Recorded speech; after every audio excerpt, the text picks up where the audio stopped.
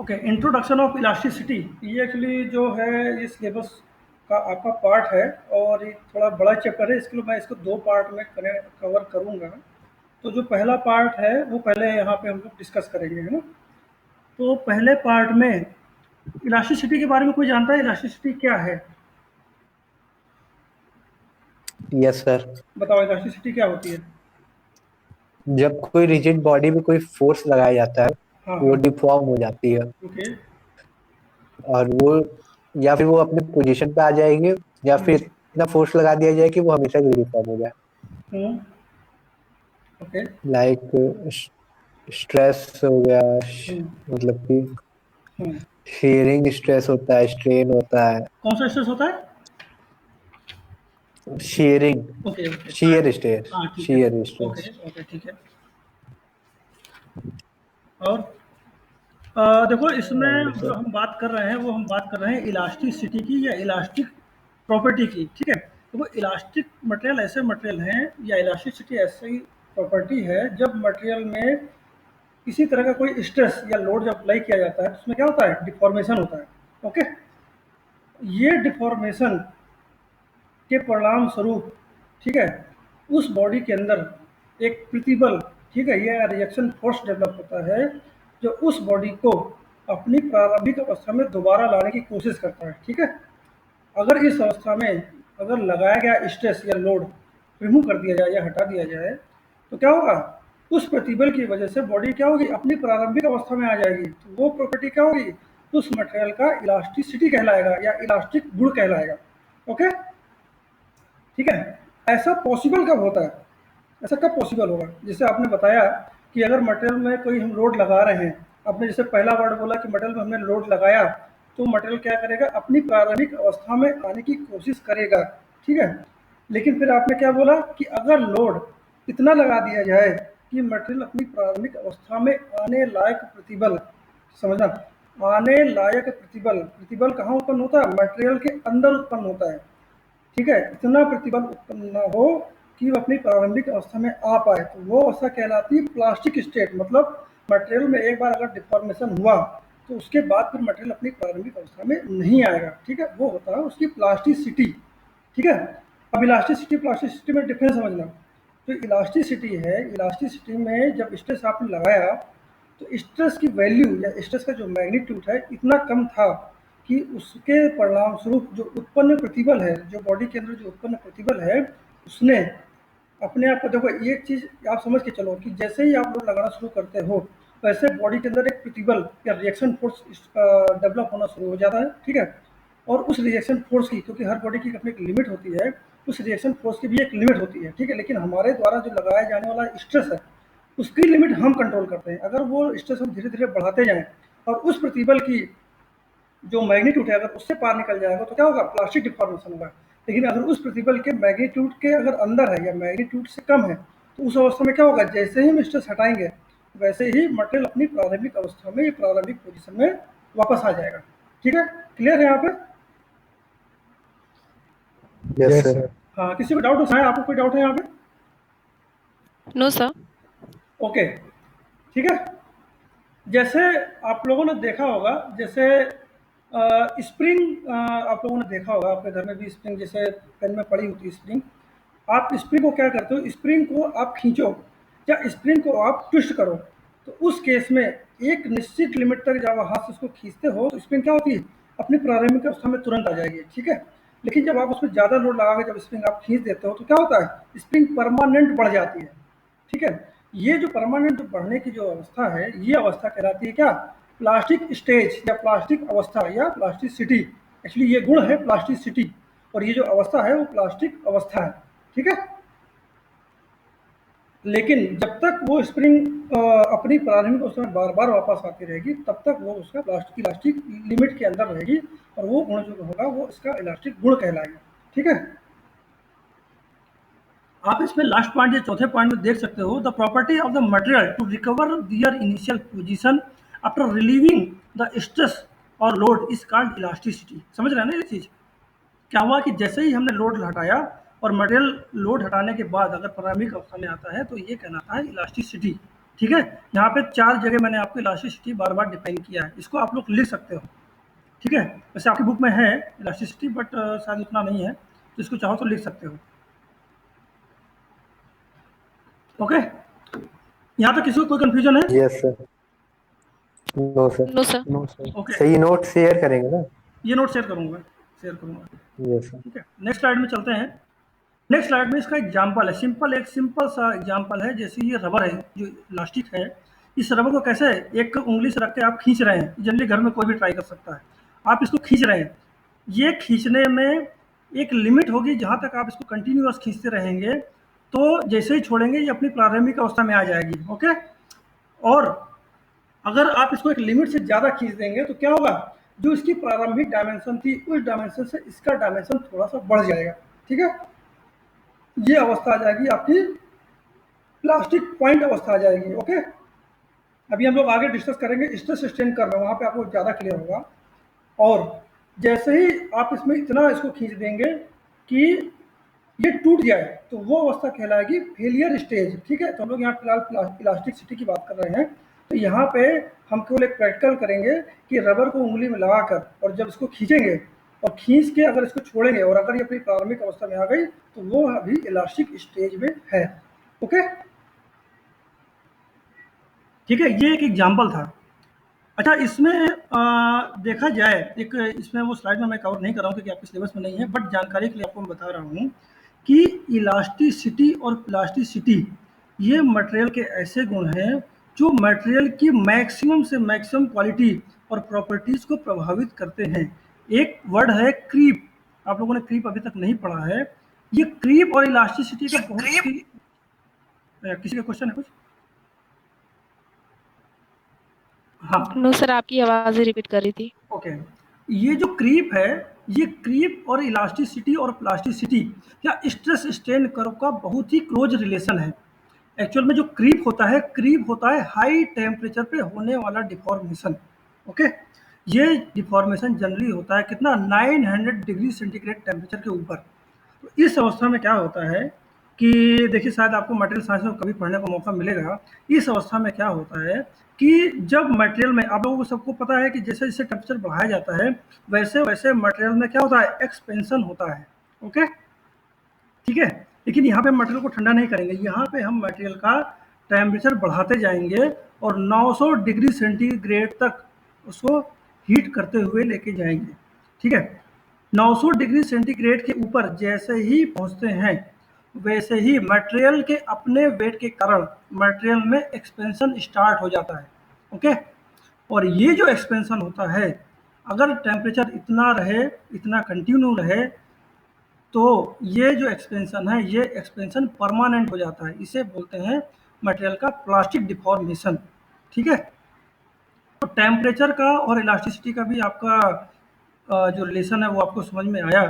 ठीक है, किसी को डाउट है तो पूछ सकता है कि कैसे वो टेम्परेचर बढ़ा, और क्रीप क्या होता है, दोनों चीज़ पूछ सकता है। क्रीप बता दीजिए। क्रीप होता है हाई टेम्परेचर पर समय के सापेक्ष होने वाला डिफॉर्मेशन। ठीक है, जब टेम्परेचर बहुत हाई होता है और काफ़ी लंबे समय तक टेम्परेचर इतना हाई रहता है, 900 या 900 डिग्री सेंटीग्रेड के ऊपर रहता है, तो मटेरियल में उसके वेट के कारण होने वाला डिफॉर्मेशन क्रीप कहलाता है। ठीक है, और ये जो क्रीप होता है ये 3 स्टेज में होता है। ठीक है, एक होता है प्राइमरी की क्रीप, एक होता है सेकेंडरी क्रीप और एक होता है tertiary creep. Okay, primary, secondary और टर्सरी क्रीप के बारे में जानना है किसी को? No sir. चलो ठीक है, नहीं जानना है तो अच्छी बात है क्योंकि क्रीप आपके सिलेबस में नहीं है, बट फिर भी मैं आपको बता रहा हूँ कि क्रीप का इलास्टिसिटी से कैसे रिलेशन है। प्राइमरी क्रीप का इलास्टिसिटी से बहुत गहरा रिलेशन है, क्योंकि प्राइमरी क्रीप में क्या होता है कि जब मटेरियल का टेम्परेचर 900 डिग्री सेंटीग्रेड या उससे ऊपर बढ़ना स्टार्ट होता है तो मटेरियल में डिफॉर्मेशन स्टार्ट हो जाता है। वही चीज़ स्ट्रेस स्ट्रेन कर्व में भी होता है। स्ट्रेस स्ट्रेन कर्व में क्या होता है कि जब लोड लगाया जाता है तो डिफॉर्मेशन स्टार्ट हो जाता है। जैसे इस इलास्टिक में आप देख रहे हो कि इसको आपने खींचना स्टार्ट किया तो क्या हुआ, डिफॉर्मेशन स्टार्ट हो गया। ठीक है, लेकिन ये डिफॉर्मेशन एक निश्चित लोड तक ही होगा। अगर उससे ज़्यादा आपने लोड लगाया तो क्या होगा, ये प्लास्टिक स्टेज में आएगा और एकदम से टूट जाएगा। हालांकि रबर में थोड़ा सा चेंज होता है, रबर में सीधा टूटता है, बट जो मटेरियल होता है, जो कार्बन स्टील होता है, या माइल्ड स्टील होता है, उसमें क्या होता है, उसमें एक स्टेज होती है प्लास्टिक पॉइंट की, ठीक है, वहाँ पर मटेरियल प्लास्टिक स्टेज में आ जाता है, उसके बाद अगर लोड लगाया जाता है तो फेलियर होता है, ठीक है। वैसे ही प्राइमरी क्रीप में होता है। प्राइमरी क्रीप में भी क्या होता है कि जैसे-जैसे आप उसको हीट करते जाते हो, वैसे-वैसे इसका एलांगेशन स्टार्ट हो जाता है और एक ऐसी अवस्था आती है कि अगर आपका वो टेम्परेचर बढ़ने के बाद, जैसे मान लो आपने 900 से स्टार्ट किया और 950 डिग्री सेंटीग्रेड टेम्परेचर तक आप गए और वहाँ पे जाके आप क्या हो गए, उस टेम्परेचर को आपने होल्ड कर दिया। तो उस अवस्था में क्या होगा, मटेरियल में जो डिफ़ॉर्मेशन होगा वो इलास्टिक होगा, ठीक है? और जैसे ही मटेरियल ठंडा होगा, वैसे ही मटेरियल क्या होगा, अपनी प्रारंभिक अवस्था में आ जाएगा, ठीक है? लेकिन अगर आप जैसे ही 950 डिग्री सेंटीग्रेड के ऊपर जाना शुरू करेंगे, तो मटेरियल में क्या होगा, धीरे-धीरे परमानेंट डिफ़ॉर्मेशन होना स्टार्ट हो जाएगा, ठीक है? और अगर और उससे ज़्यादा गया तो फेलियर हो जाएगा, ठीक है? क्लियर है यहाँ पे? Yes sir. ओके। अगर किसी को डाउट होगा तो पूछ सकता है, स्लाइड से रिलेटेड कुछ भी क्वेश्चन है, पूछिए प्लीज़, ठीक है? सर एक बार फिर से डिफाइन करो sir. Okay, creep creep repeat करना है? जी सर। ओके, देखिए क्रीप में क्या होता है कि एक मिनट, हाँ।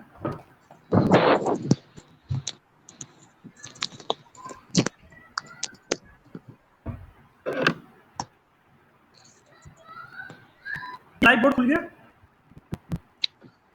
लाइव बोर्ड में मैं आपको दिखा रहा हूँ। देखिए क्रीप में क्या होता है, हाई टेम्परेचर और प्लस लॉन्ग टाइम, लंबा समय, ठीक है, ये दोनों जब मिलते हैं तो क्या होता है, क्रीप होता है, ठीक है, ये लिख सकते हैं, हाई टेम्परेचर और टाइम, ओके, ये जब मिलते हैं तो क्या होता है, क्रीप होता है। हमें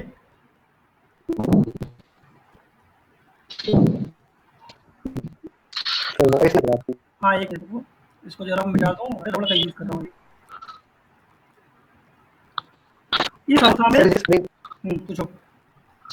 सर जैसे स्प्रिंग है उसको हाँ। मतलब दबा के फिर उसको एकदम हीट किया जाए कुछ देर तक, नहीं, एक मिनट तो क्या वो फिर एक मिनट मैं क्रीप पे समझा रहा हूँ, फिर आपको स्प्रिंग वाला समझाता हूँ। देखिए ये है आपका क्रीप कर्व, ओके, ये क्रीप कर्व है आपका, यहाँ पे ये आपका ऐसे कर्व बनेगा, बराबर है। ये जो पहला है जिसपे मैंने फर्स्ट लिखा है, ये प्राइमरी क्रीप, ये दूसरा है ये सेकेंडरी क्रीप, और ये जो तीसरा है ये है आपका टर्सरी क्रीप, ठीक है।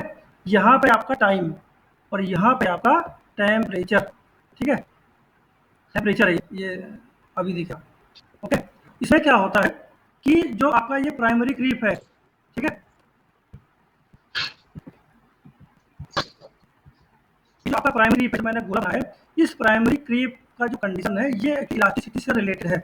यहाँ पे क्या हो रहा है कि आपका जो नीचे का जो पॉइंट है, ओके, ये पॉइंट है आपका स्टार्टिंग टेम्परेचर, मतलब आपने हीटिंग स्टार्ट किया, ओके, और जैसे जैसे आप ऊपर यहाँ पे पहुंचते जाएंगे तो इस पर्टिकुलर पॉइंट पे, ये जो पॉइंट है, इस पॉइंट पे मान लीजिए आपका टेम्परेचर 900 डिग्री टेम्परेचर आ जाता है, इसके यहाँ ये पॉइंट होगा आपका इलास्टिसिटी, ठीक है, क्योंकि टेम्परेचर पे जब तक आप रहोगे तब तक आपके मटेरियल में इलास्टिक फॉर्मेशन होगा, मटेरियल में लॉन्ग रहा बट वो इलास्टिक हो, ठीक है। जैसे ही आप टेम्परेचर धीरे धीरे घटाना शुरू करोगे और मटेरियल करना शुरू करोगे, ठीक है, तो मटेरियल अपनी प्रारंभिक अवस्था में वापस आ जाएगा, ठीक है। लेकिन जो सेकेंडरी क्रीप है, ये वाला, ये सेकेंडरी क्रीप को क्या बोलते हैं, ये होता है प्लास्टिक स्टेज। इस अवस्था को क्या कहते हैं, जैसे आपने टेम्परेचर 900 से 950 बढ़ा दिया या 1000 तक चले, तो यहाँ पे क्या आपके मटेरियल में क्या हो जाएगा, परमानेंट डिफॉर्मेशन हो जाएगा, ठीक है। अगर इस केस में जैसे ही आप मटेरियल का टेम्परेचर डाउन शुरू करोगे और जीरो नीचे आते जाओगे, तो मटेरियल के डायमेंशन में कोई अंतर नहीं पड़ेगा, मटेरियल की डायमेंशन बढ़ गई वो बढ़ गई, उसको चेंज नहीं होगा, ठीक है। अगर आप और ऊपर टेम्परेचर चले गए तो ये आ जाएगा टर्सरी क्रीप, ठीक है, जो थर्ड नंबर का है। इसमें क्या होगा, मटेरियल में जैसे ही आप टेम्परेचर बदलेंगे उसको पड़े, तो मटेरियल में क्या होगा, उसके वेट की वजह परमानेंट डिफॉर्मेशन हो जाएगा और क्या होगा, क्लियर हो जाएगा, okay, clear sir? Okay sir okay. Okay, अभी आपका क्वेश्चन पे आ रहा हूँ, स्प्रिंग केस में।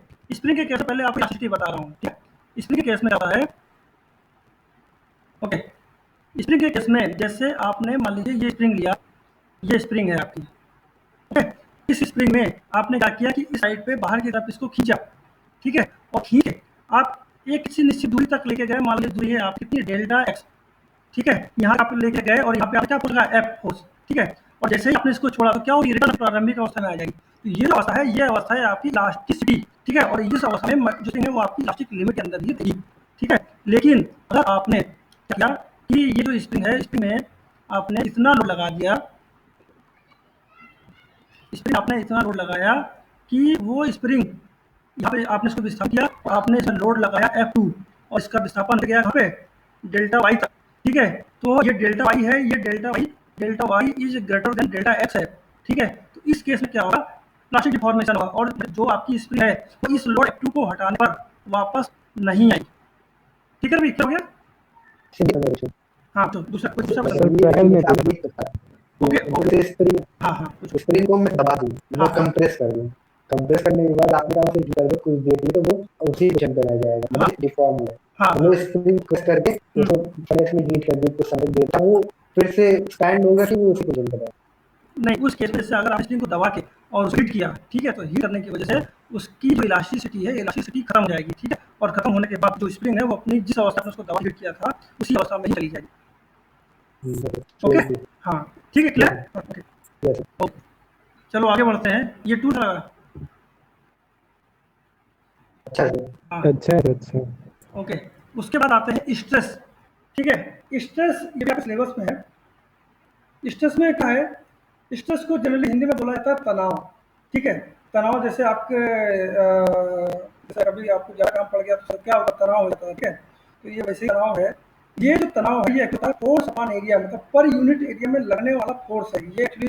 जैसे स्ट्रेस है, ये स्ट्रेस मटेरियल के लिए भी लगता है, ठीक है, मटेरियल में भी स्ट्रेस लगाया जाता है। आप इसमें फिगर में जैसे आप देख रहे हो, ये फिगर में जो मेरा कर्सर है, कर्सर में ये जो एरो रेड एरो दिखाया जा रहा है, ठीक है, इसका जो मुंह है ये दोनों साइड में है, ठीक है। इसमें ये एक्चुअली एरो क्या शो करता है कि यहाँ पे आपका जो लोड है, ठीक है, ये आपको बना के दिखा रहा हूँ, ये है आपका, जस्ट मिनट, ओके, ठीक है। इसमें क्या है कि एक फोर्स आपका इधर लगाएगा और दूसरा फोर्स अगर आपका इधर लगा दिया जाए, ठीक है, तो उस अवस्था में मटेरियल के जो ग्रेन है वो अपोजिट डायरेक्शन में, एक दूसरे के अपोजिट डायरेक्शन में जाने की कोशिश करेंगे। इस अवस्था में क्या होगा, मटेरियल में क्या होगा, तनाव डेवलप हो जाएगा, ओके। ये जो तनाव होगा, इस तनाव को जो इसे डिफाइन करेंगे वो करेंगे एफ अपॉन ए से, ठीक है, यहाँ तक क्लियर हो? यस सर हाँ, इस अवस्था में Yes. इस अवस्था में एक चीज और होगी कि इस अवस्था में जब आप फोर्स लगाओगे तो जब तनाव डेवलप होगा तो उसकी वजह से क्या होगा भाई, आपका जो एरिया है, एरिया में भी चेंज होगा ही ना, ठीक है। बिना एरिया में चेंज तो तनाव काम नहीं करेगा, इसका मतलब तनाव ही नहीं रहा ज्यादा। उस अवस्था में एरिया में जो होने वाला चेंज है वो चेंज कहलाएगा ए जीरो, या क्रॉस या इलांगेशन इन क्रॉस सेक्शनल एरिया, ठीक है। उसको ऐसे डिफाइन करेंगे, जैसे आपकी ये जो बॉडी जो आप देख रहे हैं, सारी बॉडी दिख रही है, ठीक है, दिख रही है body, yes sir Yes, sir. Okay. ये जो बॉडी है, जब इस बॉडी को आप लोड लगाओगे या तनाव लगाओगे तो क्या होगा, पहले बॉडी ये ऐसी थी, बाद में क्या किया आपने, इसमें फोर्स एफ लगाया, ठीक है, तो ये कैसी हो जाएगी, ऐसी हो जाएगी, एक्सपेंशन हो जाएगा ना। तो ये जो एरिया है आपका, ये जो एरिया है, ये एरिया एक्चुअली हो जाएगा क्या, ए जीरो, ठीक है, और ये एरिया ये था आपका ए, ठीक है, ये जो था ये एरिया था आपका ए। तो इस अवस्था में ये जो बढ़ा हुआ एरिया है ये कहलाएगा ए जीरो, ठीक है, और लगा हुआ फोर्स कहलाएगा आपका अप्लाइड फोर्स, और स्ट्रेस क्या होगा, F upon A, force upon area, per unit area में लगने वाला फोर्स, ठीक है, क्लियर है यहाँ पे? यस सर ओके, सुनाए आपको क्लियर है? Yes, sir. Okay okay okay, आज कंचन भी है, ठीक है, कंचन बेटा आपको क्लियर है?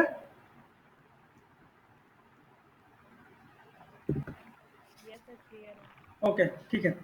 अब स्ट्रेस के जैसा ही स्ट्रेन भी है। स्ट्रेन में क्या है कि स्ट्रेन में जो एलोंगेशन होता है या डिफॉर्मेशन होता है वो होता है उसकी लेंथ में, ठीक है।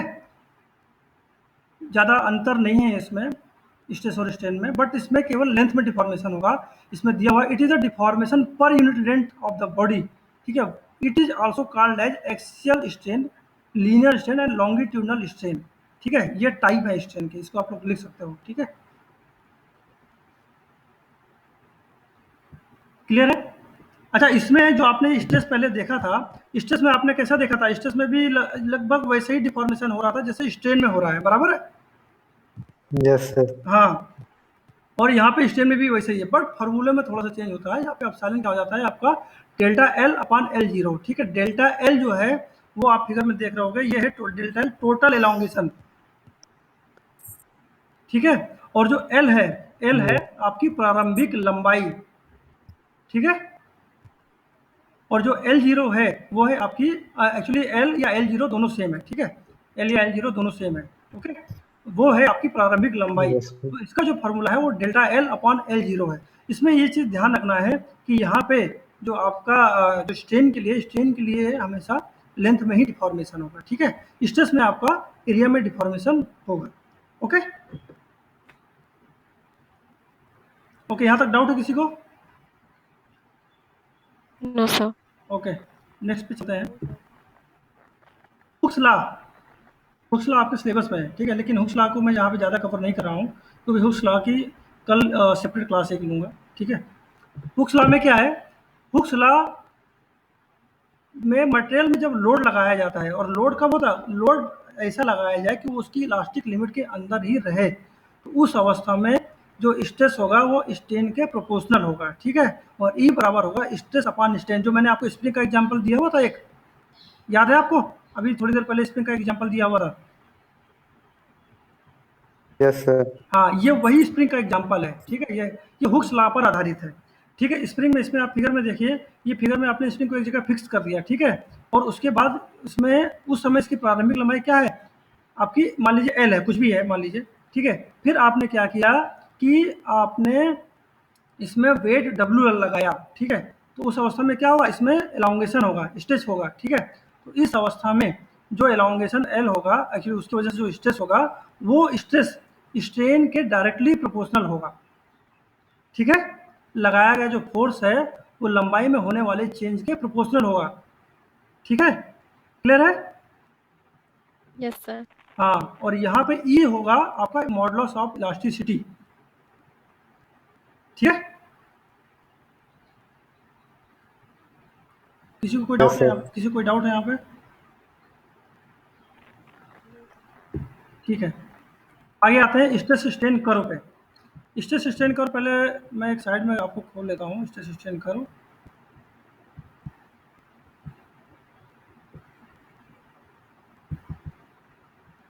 देखो, स्ट्रेस स्ट्रेन कर्व जो होता है ये एक्चुअली टोटली डिपेंडेंट है टेंसाइल टेस्टिंग पर, ठीक है। टेंसाइल टेस्टिंग का नाम सबने सुना है?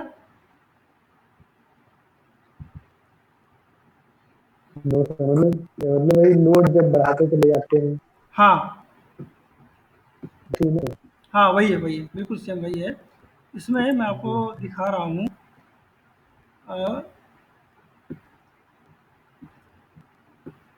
देखिए इस फिगर में ये एक्चुअली क्या होता है कि जब मेटल में टेंसाइल टेस्टिंग एक प्रोसेस किया जाता है, इस प्रोसेस को जनरली यूटीएम मशीन में किया जाता है, यूनिवर्सल टेंसाइल टेस्टिंग मशीन, ठीक है। इस टेंसाइल टेस्टिंग मशीन में एक स्टैंडर्ड स्पेसिमेन बनाया जाता है, उसको भी मैं आपको बताऊंगा कैसा है, उसका डायमेंशन क्या है। एक स्टैंडर्ड स्पेसिमेन बनाया जाता है और उस स्टैंडर्ड स्पेसिमेन को, ठीक है, उसको पहले मैं आपको दिखाई देता हूँ। उस स्टैंडर्ड स्पेसिमेन को, ये फिगर आप पहले देखो, ये वाला, ठीक है। यहाँ पे ये जो पहला फिगर आपको दिखाई दे रहा है ये है यूनिवर्सल टेंसाइल टेस्टिंग मशीन का, ठीक है, यूटीएम मशीन का। ये आपके सिलेबस में है और आपके प्रैक्टिकल में भी कराया जाएगा। इसमें आप नीचे यहाँ पे देखोगे एक स्पेसिमेन दिखाई दे रहा है, ये स्पेसिमेन है ये, ठीक है। ये स्पेसिमेन आपका ASTM E8, ठीक है, ये एक कोड है E8M, ठीक है। इस कोड के आधार पर इस स्पेसिमेन को बनाया जाता है। ये आप लोग लिखो इसको, ये आपको हेल्प करेगा एग्जाम में। ASTM लिखो उसको सब लोग, E8M, ठीक है। ये जो कोड है ये कोड है टेंसाइल सर रिपीट करिए। ASTM, ठीक है। हाँ, यस सर। ASTM E8M, ठीक है। ये आपका मेटेलिक मटेरियल के टेंसाइल टेस्ट स्पेसिमेन का प्रिपरेशन कोड है। इस कोड के आधार पर इस मटेरियल का प्रिपरेशन किया जाता है, इस स्पेसिमेन को बनाया जाता है। और वो स्पेसिमेन दिखाई कैसा देता है ये आप नीचे देख सकते हैं, ठीक है। ये आपको एक स्टैंडर्ड फिगर में दिखा रहा हूँ, म्यूट कर लीजिए। किसी को कोई क्वेश्चन है क्या? ओके, ठीक है। ये आपको एक स्टैंडर्ड स्पेसिमेन में दिखा रहा हूँ, लेकिन हर मटेरियल का अपना एक अलग स्पेसिमेन होता है, वो यहाँ पे मैंने कवर नहीं किया है, ठीक है। आपके आपके सिलेबस के हिसाब से ये स्पेसिमेन परफेक्ट है। ओके, तो इस स्पेसिमेन को ये ऊपर वाला जा है, एक अपर जा इसे बोलते हैं, और एक नीचे लोअर जा है, ये लोअर जा बोलते हैं। ठीक है, इन दोनों के बीच में इस स्पेसिमेन को फंसा दिया जाता है, ग्रिप कर दिया जाता है। ठीक है, ग्रिप करने के बाद फिर स्पेसिमेन का जो ऊपर वाला जा है, इस ऊपर वाले जा को ये हाइड्रोलिक यहाँ पे प्रेस लगा होता है, इस हाइड्रोलिक प्रेस के द्वारा फोर्स लगा के ऊपर वाले जा को ऊपर के डायरेक्शन में खींचा जाता है। ठीक है, ऊपर के डायरेक्शन में खींचने की वजह से आपको समझ रहा है, या इसको फिगर में फिर से बताऊं, इसका फिगर बना के बताऊं? आ रहे हैं सर। ओके, ठीक है, ऊपर वाली ऊपर डायरेक्शन में इसको खींचा जाएगा, तो उसकी वजह से क्या होगा कि आपका स्पेसिमेन भी ऊपर की तरफ खींचेगा। स्पेसिमेन को ऊपर की तरफ तब तक खींचा जाता है जब तक स्पेसिमेन टूट ना जाए। ठीक है, सिंपल सा है। यहाँ पर आपका Yes, sir. यहाँ पर आपका ये स्पेसिमेन ऐसे लगा दिया गया है, और यहाँ पे आपका ऐसा जा लगा हुआ है ये। ठीक है, ये ऐसा जा लगा हुआ है, ये नीचे वाला जा है, ये हमेशा फिक्स स्टेज में रहेगा, और ऊपर वाला ये होता है मूवेबल स्टेज में। ये सभी लोगों को ध्यान रखना है, ये आपके प्रैक्टिकल में आएगा, ध्यान रखना है, ये आपको ध्यान करना पड़ेगा जाके। ठीक है, और ऊपर एक हाइड्रोलिक प्रेस लगा होता है, वहाँ पे मैं सब लिख रहा हूँ। हाइड्रोलिक प्रेस में जब ऊपर की तरफ इसको खींचा जाता है, तो ये जो स्पेसिमेन है ये ऊपर की तरफ खींचता चला जाएगा। ठीक है, फाइनल एक कंडीशन ऐसी आएगी जब वो स्पेसिमेन क्या होगा, टूट जाएगा, ऐसे टूट जाएगा, नोक बन जाएगी, इस तरह की नोक बन जाएगी। ठीक है, ऐसे ये ऐसे, एक मिनट, ओके, ये है आपका ऐसा स्पेसिमेन। ठीक है, और ये स्पेसिमेन क्या होगा, बिल्कुल हल्का सा टूट जाएगा, और टूट फिर ये दोबारा जो है आपका दो पार्ट में बढ़ जाएगा। ठीक है, इसे बन नहीं रहा, दो पार्ट में बढ़ जाएगा। ठीक है, और उस दो पार्ट में बंटने के बाद उसका कैलकुलेशन किया जाएगा, और कैलकुलेशन करने के बाद उसकी ये स्ट्रेस स्ट्रेन कर्व को बाहर कैलकुलेट करके निकाला जाएगा। ठीक है, क्लियर है यहाँ पे? और जो रीडिंग आएगी आपकी किस पे, ये लोड स्केल है, इस लोड स्केल पे आपको पता लगेगा कि कितने लोड लगाने पर वो स्पेसिमेन फेल हो जाता है। ठीक है, क्लियर है यहाँ पे? Yes, sir. ओके, अब यहाँ पे Yes, sir. हाँ, अब हम यहाँ पर आते हैं स्ट्रेस स्ट्रेन कर्व पे। ठीक है, ये स्ट्रेस स्ट्रेन कर्व उस टेंसाइल टेस्ट के दौरान ही हमको ड्रा करने को मिलता है, ड्रा होता है। ठीक है, इसमें क्या है, तो आपका स्ट्रेस स्ट्रेन कर्व है वो दिखाता है जैसे जैसे आप उस स्पेसिमेन में लोड लगाते जाएंगे, वैसे वैसे वो इस स्पेसिमेन में क्या होगा, एक्सटेंशन होगा, उसकी लंबाई में क्या होगी, वृद्धि होती जाएगी, और उस वृद्धि को, ठीक है, स्ट्रेस और स्ट्रेन के बीच में ड्रॉ किया जाएगा, जिसमें वर्टिकल एक्सिस में क्या होगा, स्ट्रेस होगा, और हॉरिजॉन्टल एक्सिस में क्या होगा, स्ट्रेन होगा। ये चीज़ आपको नोट करके रखना है, और ये बाकायदा थ्योरी में लिखना है। ठीक है, हॉरिजॉन्टल एक्सिस में क्या होगा, स्ट्रेन होगा, और वो और उसके बाद इस स्ट्रेस और स्ट्रेन के बीच में ये ग्राफ ड्रा होगा। इस ग्राफ में आप देखोगे कि आपका जो पहला ये स्ट्रेट लाइन है, ये जो स्ट्रेट लाइन है, ठीक है, इस स्ट्रेट लाइन को मैंने डिफाइन किया ओ ए से। ठीक है, ये जो स्ट्रेट लाइन है ये है प्रोपोर्शनलिटी लिमिट। ठीक है, ये ऐसी अवस्था है जिसमें मटेरियल में क्या होगा, इलास्टिक रेंज तक ही डिफॉर्मेशन होगा। ठीक है, इससे ज़्यादा डिफॉर्मेशन नहीं होगा, आप लोड लगाओगे तो मटेरियल अपनी इलास्टिक स्टेज तक ही रहेगा। ठीक है, और ये क्या करेगा, हुक्स लॉ को फॉलो करेगा, जिसमें क्या होगा, stress is directly proportional to क्या होगा, स्ट्रेन। क्लियर है? Yes, sir. हाँ Yes, sir. हाँ, stress is directly proportional to क्या होगा, स्ट्रेन होगा। ओके, उसके ये, अब इसके बाद आपका ये जो ओ ए पॉइंट है, आपने फिर थोड़ा सा स्ट्रेस बढ़ाया। ठीक है, ये आप स्ट्रेस देख रहे हैं ऊपर की तरफ जा रहा है, इसका मतलब क्या, स्ट्रेस आपका बढ़ रहा है। ठीक है, आपने स्ट्रेस थोड़ा सा और बढ़ाया और गए इस पे पॉइंट बी पे, तो ये आपका जो एरिया होगा ये क्या होगा, A B point, A B point. ठीक है, ये जो ए बी पॉइंट है ये बहुत ही छोटा पॉइंट होता है। ठीक है, कभी कभी किसी किसी मटेरियल में मिलता भी नहीं है। ठीक है, ये जो पॉइंट होता है, ये पॉइंट होता है इलास्टिक पॉइंट। इस पॉइंट पे क्या होगा, तो सिंपल सा है, जब हुक्स लॉ होगा तो जैसे जैसे स्ट्रेस बढ़ेगा वैसे वैसे स्ट्रेन भी बढ़ेगा, लेकिन इस पर्टिकुलर पॉइंट में क्या होगा, स्ट्रेस जैसे जैसे बढ़ेगा, स्ट्रेन जो है वो थोड़ा सा ज़्यादा स्पीड से बढ़ेगा। इसके लिए क्या होगा, स्ट्रेस स्ट्रेन का जो रेशियो है वो क्या होगा, कांस्टेंट नहीं होगा। ये समझना है आपको। ठीक है, ओके, लेकिन मटेरियल इस स्टेज में क्या होगा, Yes, sir. हाँ, इस स्टेज में फिर भी इस स्टेज में मटेरियल अपनी इलास्टिक लिमिट के अंदर ही रहेगा। ठीक है, अगर इस स्टेज में अगर स्ट्रेस को आप कम करना स्टार्ट करोगे तो पॉइंट ए तक स्ट्रेस को कम करने तक आपका स्ट्रेस और स्ट्रेन तब भी कांस्टेंट नहीं होगा। मतलब जैसे जैसे आप स्ट्रेस कब ज़्यादा कम करोगे तो स्ट्रेन आपका थोड़ा थोड़ा कम होगा, ऐसा रहेगा। ठीक है, क्लियर है यहाँ पे? किसी की आवाज़ नहीं आ रही है। यस सर, क्लियर है। ओके, अब चलते हैं, नेक्स्ट पॉइंट है, नेक्स्ट नेक्स्ट जो एरिया है कौन सा, वो बी सी एरिया है। ये बी सी एरिया है, ये जहाँ पे मेरा कर्सर है। ठीक है, ये जो बी सी एरिया है ये भी बहुत छोटा पॉइंट होता है। ठीक है, और इस स्टेज में क्या होता है कि आप स्ट्रेस थोड़ा बढ़ाओगे और स्ट्रेन क्या होगा, बहुत तेजी से बढ़ेगा।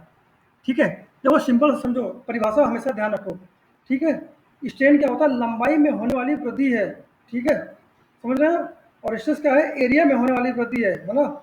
इस केस में आपने जब स्ट्रेस बढ़ाना शुरू किया तो पहले क्या हो रहा, पहले आपके एरिया में वृद्धि होगी। जो इंटरनल जो मॉलिक्यूल्स है, पहले वो मॉलिक्यूल्स में तनाव फोर्स लगेगा, पहले वो मॉलिक्यूल्स खींचेंगे। ठीक है, लेकिन जब आप स्ट्रेस फोर्स और ज़्यादा बढ़ाते चले जाओगे तो क्या होगा, मॉलिक्यूल्स में लगने वाली फोर्स की वजह से क्या होगा, मॉलिक्यूल का आगे आगे बढ़ना शुरू हो जाएंगे और क्या होगा, धीरे धीरे लंबाई में बढ़ना शुरू हो जाएगी। और ये जो लंबाई में जो वृद्धि होगी, ये लंबाई में वृद्धि स्ट्रेन कहलाएगी। क्लियर है यहाँ पे ना? तो आपको स्ट्रेस स्ट्रेन के बीच में रिलेशनशिप समझिएगा। क्लियर हो रहा है यहाँ पे? Yes sir. Yes, sir. Okay, तो ये जो बीसी पॉइंट है, बीसी पॉइंट में ये जो बीसी एरिया एक्चुअली ये यील्ड एरिया है और जो सी पॉइंट है वो यील्ड पॉइंट कहलाता है। ठीक है, उसके बाद जो पॉइंट आता है आपका, वो है आपका सीडी एरिया। ये सीडी एरिया, ये वाला एरिया। ठीक है, ये एरिया आता है। ये जो सीडी का एरिया है ये भी लगभग कर्व होता है, बट ये आप देखेंगे यहाँ धीरे धीरे हॉरिजॉन्टल पोर्शन हो रहा है, हल्की हल्की सीधी मतलब लाइन जो है, जैसे यहाँ पे कर्वेचर दिखाई दे रहा था, यहाँ पे थोड़ा थोड़ा ये सीधा होना स्टार्ट हो रहा है। ठीक है, यहाँ पे भी आपका सेम वही रेशियो रहेगा और स्ट्रेन आपका स्ट्रेस के अगेंस्ट में ज़्यादा बढ़ता जाएगा। ठीक है, अब इसके ऊपर आप देख लो कि डॉटेड लाइन एक दिखाई दे रहा है, ये डॉटेड लाइन है ये। ठीक है, ये डॉटेड लाइन है एक्चुअली ट्रू कर्व। ये ट्रू कर्व का मतलब क्या है कि ये जो डॉटेड लाइन है ये हुक्स लॉ को फॉलो करती है, हुक्स लॉ को फॉलो करती है। इस अगर इस केस में पॉइंट डी के बाद आपका अगर स्ट्रेस स्ट्रेन के प्रोपोर्शनल हो जाए तो ये क्या होगा, आपका जो कर्व बनेगा, कर्व वो ऐसा बनेगा, इस तरह का कर्व बनेगा। ठीक है, लेकिन अगर हुक्स लॉ को फॉलो नहीं करता है और आपका जो स्ट्रेस बढ़ता जाएगा और स्ट्रेन उससे ज़्यादा स्पीड से बढ़ता जाता है तो आपका ये जो कर्व है ये कर्व फॉलो करेगा। इस कर्व में जैसे ही आपने इस पॉइंट डी के आगे जैसे ही आपने स्ट्रेस बढ़ाया वैसे ही स्ट्रेन जो है आपका पॉइंट ई तक, समझ रहे हैं, पॉइंट ई तक एकदम से बढ़ेगा। ठीक है, और इस पॉइंट ई को जो बोलते हैं ये होता है अल्टीमेट टेंसाइल स्ट्रेस या टेंसिटी। ठीक है, क्लियर है यहाँ पे? Yes, sir. हाँ, ये चीज ध्यान। सर ये मटेरियल की इलास्टिक लिमिट कहाँ तक होगी सर? पॉइंट बी तक, सी तक या डी तक? देखो डी तक रहनी चाहिए सर। डी तक आप मतलब अगर हम डी तक स्ट्रेस लगाएं और छोड़ दें तो फिर वापस से वो रिगेन कर लेगा अपनी नहीं पोजीशन? नहीं नहीं करेगा, डी तक नहीं, वो बी तक ही रहेगा। ठीक है, देखो मैंने क्या बताया कि पॉइंट बी तक, ठीक है, मैंने पहला जो एरिया बताया था क्या था, ओ ए, ये इलास्टिक रेंज है। Yes sir. ओ ए के बाद जब आपने स्ट्रेस बढ़ाया तो स्ट्रेन आपका बढ़ना शुरू हुआ और कहाँ तक गया, पॉइंट बी तक गए। ठीक है, ओके, पॉइंट बी कौन सी लिमिट है, वो Yes. पॉइंट बी कौन सा पॉइंट है, इलास्टिक पॉइंट। और ये जो ए बी है क्या है, ये इलास्टिक जोन है, इलास्टिक एरिया है। लेकिन जैसे ही पॉइंट बी से आप स्ट्रेस ज़्यादा बढ़ाना शुरू करते हो तो क्या है, स्ट्रेस और स्ट्रेन के बीच में जो प्रोपोर्शनलिटी है वो प्रोपोर्शनलिटी खत्म हो जाती है। और जहाँ से प्रोपोर्शनलिटी खत्म होती है वहाँ पर मटेरियल प्लास्टिक जोन में जाना स्टार्ट हो जाता है। आप सिंपली फिगर देखो ना, ये डॉटेड लाइन देखो, आप पॉइंट बी से देखो डॉटेड लाइन नीचे गिरी हुई है। ठीक है, ये जो पॉइंट बी है ये है आपकी इलास्टिक रेंज, पॉइंट बी से पॉइंट ई तक है ये आपका प्लास्टिक रेंज है, और पॉइंट ई से पॉइंट एफ तक क्या है आपका लोकल नेकिंग, मतलब टूटना स्टार्ट हो जाता है। और पॉइंट एफ पर मटेरियल में क्या हो जाएगा, फ्रैक्चर हो जाएगा और मटेरियल क्या होगा, टूट जाएगा। अब शायद सर क्लियर। ये मतलब हर बॉडी के लिए ये सेम ग्राफ है? नहीं नहीं, हर बॉडी के लिए अलग ग्राफ होता है। ये मैंने सिंपल कार्बन स्टील के लिए बनाया हुआ है। ठीक है, माइल्ड स्टील का ग्राफ अलग होगा, ब्रिटल मटेरियल का ग्राफ अलग होगा। ब्रिटल मटेरियल का ग्राफ मैं आपको बना के दिखाता हूँ। ब्रिटल ग्राफ है वो होता है आपका कैसा, ऐसा, यहाँ पर देखो आपका फेलियर होगा, फेलियर हो सीधा ऐसा होगा। ठीक है, और हुक्स लॉ को जो फॉलो करेगा वो ग्राफ होगा आपका ऐसा। ठीक है, यहाँ पे होगा आपका स्ट्रेस और यहाँ पे होगा आपका स्ट्रेन। यहाँ पे क्या होगा, जैसे ही आपने पॉइंट ओ से लोड लगा दिया, समझिएगा, पॉइंट ओ से जैसे ही आपने लोड लगाना किया वैसे ही मटेरियल का फ्रैक्चर हो जाएगा सीधा। ठीक है, ये जो पॉइंट है पॉइंट है आपका फ्रैक्चर पॉइंट। क्लियर है? हाँ, ऐसे ही आपका अलग अलग मटेरियल का अलग अलग होता है। जैसे आपका जो बहुत ज़्यादा डक्टाइल मटेरियल होते हैं उनका ग्राफ बहुत ही ज़्यादा डिफरेंट होता है। ठीक है, आपको मैं दिखा रहा हूँ माइल्ड स्टील का, ठीक है, या लो कार्बन स्टील का बनाकर, ठीक है, वो भी समझिए उसमें डिफरेंस लेगा। जो लो कार्बन स्टील का जो ग्राफ होगा, ग्राफ कैसा होगा, ये आपका स्ट्रेस स्ट्रेन कर्व, और इस स्ट्रेस स्ट्रेन कर्व में जो ग्राफ होगा ग्राफ बनेगा ऐसा। समझ रहे हैं? दिख रहा है सबको? इसमें जो पहला पॉइंट है ये पॉइंट होगा आपका पॉइंट ए, उसके बाद होगा आपका पॉइंट बी। ये आपका कौन सा जोन है? Elastic zone. पॉइंट बी तक का इलास्टिक जोन होगा हमेशा। ठीक है, पॉइंट सी होगा आपका upper yield point, Y U Y P. ठीक है, अपर यील्ड पॉइंट, ये नीचे वाला पोर्शन है ये आपका लोअर यील्ड पॉइंट। ठीक है, जो ई होगा वो आपका अल्टीमेट टेंसाइल स्ट्रेंथ, यूटीएस। ठीक है, और जो पॉइंट होगा ये होगा फेलियर। समझ रहे हैं? क्लियर है? हाँ, तो इससे क्या पता लगता है कि हर मटेरियल का जो स्ट्रेस स्ट्रेन कर्व होगा वो क्या होगा, अलग अलग स्ट्रेस स्ट्रेन कर्व होगा। ठीक है, क्लियर है? आवाज नहीं आई? Yes, sir. ठीक है, एक और आप बना के Yes. चलो एक और देखते हैं बना के, आपको एकदम बिल्कुल अच्छा से समझेगा। ये कब है आपके सभी अलग अलग मटेरियल के लिए, और ये मटेरियल है आपका फेरस मटेरियल। फेरस मटेरियल को कितने पार्ट में डिवाइड किया जाता है? आयरन कितने पार्ट में डिवाइड किया जाता है बताइए, किसी को पता है? डिवाइड किया जाता है 2 पार्ट में। हाँ बताइए। ओके ठीक है, आयरन म्यूट करो, म्यूट कीजिए। ओके, आयरन 2 पार्ट में डिवाइड किया जाता है, एक होता है आपका कास्ट आयरन और दूसरा होता है कास्ट स्टील। ठीक है, तो कास्ट आयरन होता है 5 पार्ट में किया जाता है, white malleable ductile grey compacted grey iron, ऐसे करके 5 नहीं अभी अब पार्ट में डिवाइड किया जा रहा है। और उसके अलावा आपका जो कास्ट स्टील होता है वो होता है लो मीडियम और हाई। ठीक है, ठीक है, अब मैं जो ग्राफ बनाने जा रहा हूँ इन सब ग्राफ है। पहला जो ग्राफ है आप ये जो ग्राफ है ये आपका एलॉय स्टील के लिए। ठीक है, उसके बाद जो आपका ग्राफ आ रहा है ये जो ग्राफ है ये ग्राफ है आपका high carbon steel, high carbon steel. ठीक है, उसके बाद का जो ग्राफ है आपका वो ग्राफ है ऐसा। ठीक है, ये ग्राफ है आपका मीडियम कार्बन स्टील के लिए।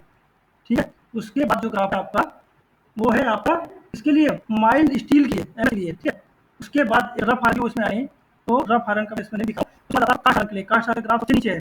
ठीक है, सी हाँ, ये जो कास्ट आयरन का ग्राफ है ये आप देखें कितना साफ ग्राफ है। ठीक है, कास्ट आयरन का ग्राफ सबसे साफ होता है। उसका ये है कि कास्ट आयरन पूरी तरह से ब्रिटल मेटल है, उसमें जैसे ही आप लोड लगाओगे वैसे ही कास्ट आयरन हो जाएगा। क्लियर है?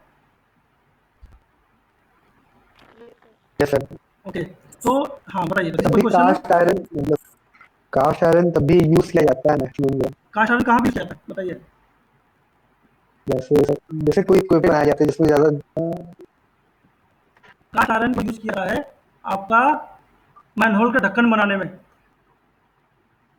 ठीक है, यस सर। हाँ, क्योंकि मैनहोल का ढक्कन में तो उसमें क्यों यूज किया जाता है? नहीं, कास्ट आयरन एक्चुअली क्या होता है, कास्ट आयरन है आपका ज़्यादा कॉस्टली नहीं होता है। ठीक है, और उसमें क्या होता है, उसमें वो थोड़ा सा उसमें कंप्रेशन स्ट्रेंथ ज़्यादा होती है। ठीक है, देखो हर मटेरियल की अपनी एक प्रॉपर्टी है, किसी मटेरियल में कंप्रेसिव स्ट्रेंथ ज़्यादा होगी और किसी मटेरियल में टेंसिल स्ट्रेंथ ज़्यादा होगी। ठीक है, आप यहाँ पे टेंसाइल स्ट्रेंथ की बात करो, कंप्रेसिव स्ट्रेंथ की बात करोगे तो कास्ट आयरन का यूज किया जाएगा। क्यों यूज किया जाएगा? कास्ट आयरन को हमेशा पैकिंग मटेरियल के रूप में यूज किया जाता है। ठीक है, कास्ट आयरन को हमेशा रेलवे के ब्रेकिंग शूज में यूज किया जाता है। ठीक है, समझ रहे हो? क्योंकि ब्रेकिंग शूज में क्या होता है, आपको कंप्रेस करना होता है चीज़ों को।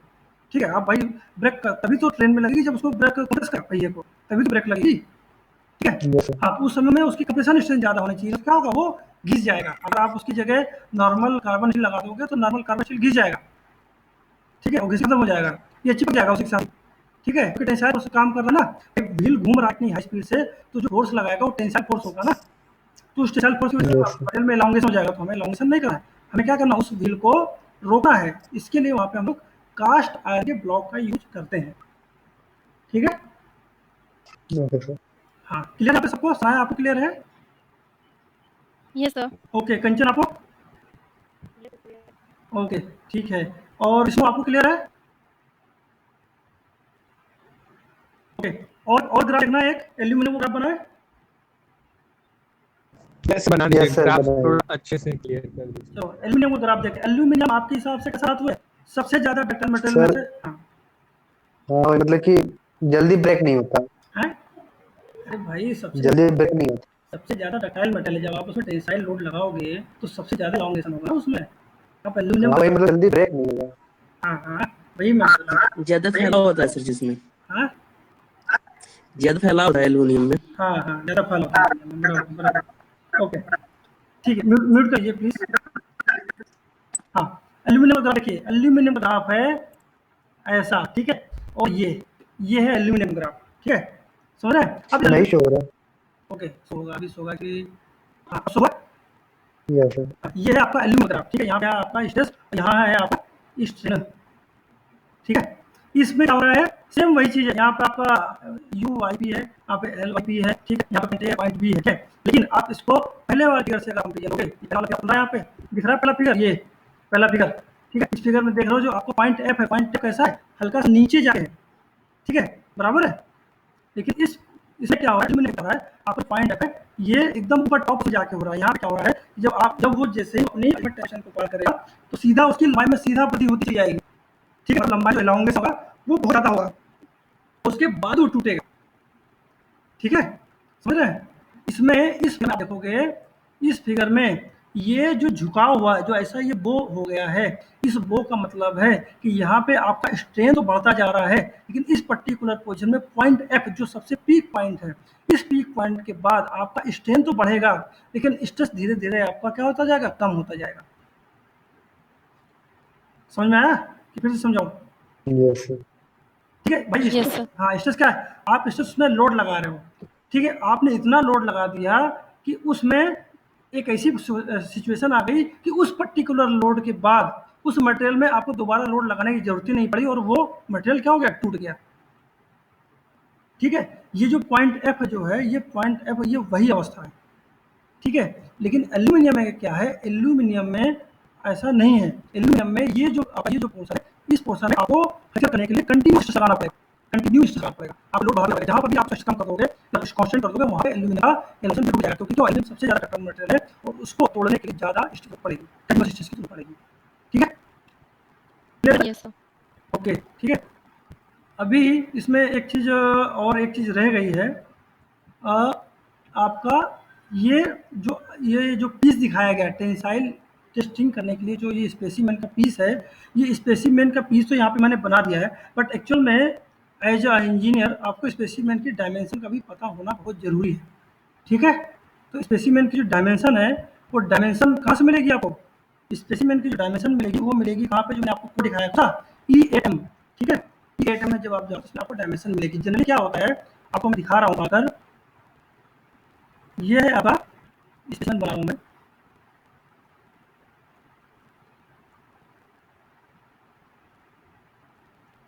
ये है आपका ये स्पेसिमेन आपको दिख रहा है सबको, Yes, sir. हाँ। इस स्पेसिमेन में आपका ये सेंट्रल लाइन है, यहाँ पे ये आप लोग बना सकते हो चाहो तो, ठीक है। इस सेंट्रल में आप देखो यहाँ पे ये कर्व दिखाई दे रहा है, ये कर्व है, ठीक है, ये कर्व रेस होगा कुछ आर, ओके। और यहाँ पे ये जो स्ट्रेट पोर्शन है, ये स्ट्रेट पोर्शन है यहाँ पे एक, और ये पोर्शन दो, ठीक है। ये जो स्ट्रेट पोर्शन है, ये स्ट्रेट पोर्शन कहलाता है गेज लेंथ, ठीक है, ओके। और इस पोर्शन में यहाँ से यहाँ तक की ये डिस्टेंस है, ये डिस्टेंस कहलाती है डाया या डी, डाया। ये एक्चुअली जो स्पेसिमेन है, ये आपका सिलिंड्रिकल स्पेसिमेन, आपका बार स्पेसिमेन है, जो राउंड बार स्पेसिमेन है, ठीक है, इसके लिए इसमें डाया है, बट किसी में फ्लैट स्पेसिमेन भी यूज किया जाता है, उसके आता है, ओके। ये जो पोर्शन है आपका, ये जो वाला पोर्शन है, ये वाला जो पोर्शन है, ये कहलाता है ग्रिप, जिसे इस स्पेसिमेन को यूटीएम मशीन में पकड़ा जाता है, ठीक है, क्लियर? Yes, sir. ये स्पेसिमेन को यूटीएम मशीन में इसी से पकड़ा जाता है, और ये जो लेंथ होती है, ये कहलाती है ओवरऑल लेंथ, क्या, एल, ठीक है, ओवरऑल लेंथ एल, ठीक है। अब इसकी डायमेंशन क्या क्या हुई है, ये चीज़ आप लोग पेपर में बहुत आएगा, इसकी जो डायमेंशन होती है मैं आपको बता रहा हूँ,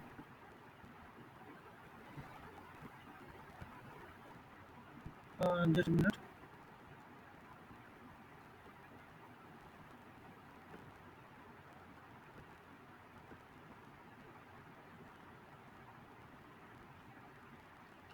यहाँ पे ये डायमेंशन है, ये डायमेंशन है स्टैंडर्ड डायमेंशन ASTM E8M के हिसाब से, इसको ये जो डायमेंशन होती है, ये जनरली होती है 35 mm, ठीक है, ओके। ये जो यहाँ पर रेडियस है, ये रेडियस R, ये होती है आपकी mm रेडियस बनाई थी, ठीक है। ये चीज़ आप लोग नोट करो, ठीक है, आपके एग्जाम को हेल्प करेगा, ठीक है, हाँ। और यहाँ ये जो स्ट्रेट पोर्शन जहाँ से स्टार्ट हुआ है, ये स्ट्रेट पोर्शन कहलाता है ए, ठीक है। इसकी जो लंबाई होती है जनरली होती है कितनी, 225 mm, ठीक है, 225 mm, ठीक है। ये जो विड्थ है या ये जो आपका ढाया है, ये कितना होता है आपका 40 mm, ठीक है। इसमें तो मार्जिन होता है कि 40 mm प्लस 3, तो माइनस होता है आपका 6, तो 3 mm एक्स्ट्रा गया और माइनस में 6 mm तक चल सकता है, ओके, ठीक है। और यहाँ पे ये पॉइंट है, ये जो 2 पॉइंट मैंने बनाए थे, ये सर ये सर ये 3 और ये -2 to 5 वाली ए माइनस डायमेंशन कोई बात नहीं। ये वाला 2 है, ये डायमेंशन है। ये जो आपकी जो स्ट्रेट लेंथ, ठीक है, बाद में स्ट्रेट लेंथ, ये आप स्ट्रेट लेंथ देखो, ये गेज लेंथ यहाँ पे लिखा हुआ, ये देख रहे हो गेज लेंथ, यस सर। ये गेज लेंथ है आपकी। Yes sir. गेज लेंथ ए बराबर 225 mm है, ओके। ठीक है। हाँ, ये एक्चुअली गेज लेंथ और थोड़ा सा आपका जो ये डॉट, ये जो लेंथ है, इसमें थोड़ा सा डिफरेंस होता है। ये गेज लेंथ होती है, ये एक्चुअली वो होता है जो एक्चुअली में मेजरमेंट के लिए यूज किया जाने वाला पोर्शन, ठीक है। और जो डॉटेड जो पोर्शन होता है मेजरमेंट के लिए यूज किया जाने वाला पोर्शन है। और जो पॉइंट ए जो मैं आपको है, ये पॉइंट ए है, ये एक्चुअल स्ट्रेट पोर्शन है जहाँ से आपका ये स्टार्ट होगा। ये कर्वेचर, जो कर्वेचर है, जब आप 13 में रेडियस आप बनाओगे, ठीक है, 13 का रेडियस आप कभी बस यहाँ से स्टार्ट होगा, यहाँ पर खत्म होगा और यहाँ से फिर आपका स्ट्रेट पोर्शन स्टार्ट होगा। ये जो स्ट्रेट पोर्शन है, इस स्ट्रेट पोर्शन की लेंथ है वो 30 mm, ठीक है। और जो एरिया, जो डॉटेड पोर्शन आप देख रहे हैं, ये डॉटेड पोर्शन जिसको कैलकुलेशन या एलाउंस के लिए यूज होता है, वो आपका गेज लेंथ। तो गेज लेंथ जो होती है वो आपकी होती है कितनी, 200 mm, 200 mm, ठीक है।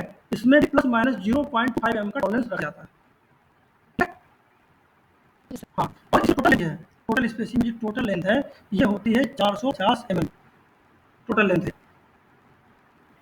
ठीक है। क्लियर है आपको? Yes sir. ओके, अगर यहाँ तक किसी को डाउट है तो पूछ सकता है। सर क्लियर है। ओके कंचन, आप लोग